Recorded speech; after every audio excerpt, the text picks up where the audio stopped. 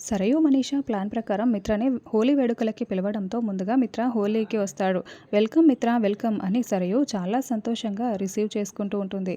రా మిత్ర, నువ్వు వస్తావనుకోలేదు, నువ్వు వచ్చినందుకు చాలా సంతోషంగా ఉంది అని సరయు చెప్తూ ఉంటే అప్పుడే వేరొక అతను మిత్ర దగ్గరికి వచ్చి మాట్లాడుతూ ఉంటాడు.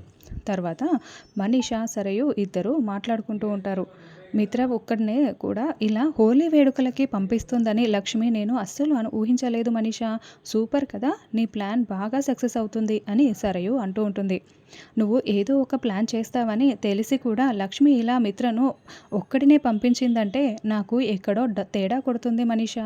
లక్ష్మి కూడా ఏదో ఒక ప్లాన్ చేస్తోందనిపిస్తుంది అని సరయు అంటే, అది ఉన్న టెన్షన్లో, అది ఉన్న బాధలో మళ్ళీ అది ప్లాన్ చేయడం కూడానా?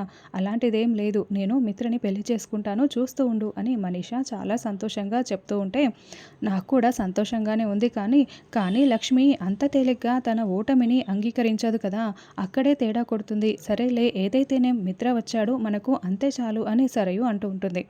అయితే అప్పుడే ఇంకొక కారు వచ్చి ఆగడంతో సరయు మనీషా ఇద్దరు ఆ కారు వైపు చాలా షాకింగ్గా చూస్తూ ఉంటారు. అందులో నుంచి లక్ష్మి దిగుతూ ఉంటే లక్ష్మితో పాటే జాను, వివేక్, జయదేవ్ దేవే అని కూడా అందరూ దిగుతూ ఉంటారు. దాంతో మనీషా సరయు ఇద్దరు నోరు తెరుచుకొని మరీ చూస్తూ ఉంటారు. మిత్ర ఒక్కడే వచ్చాడనుకుంటే లక్ష్మినే కాదు, లక్ష్మితో పాటు ఫ్యామిలీ మొత్తం కూడా దిగిపోయారు. వీళ్ళందరి ముందర నువ్వు మిత్రని ఎలా పెళ్లి చేసుకుంటావు మనీషా అని సరయు అడుగుతూ ఉంటే అవును కదా, ఇప్పుడు ఏం చేయాలి అని మనీషా టెన్షన్ పడుతూ ఉంటుంది.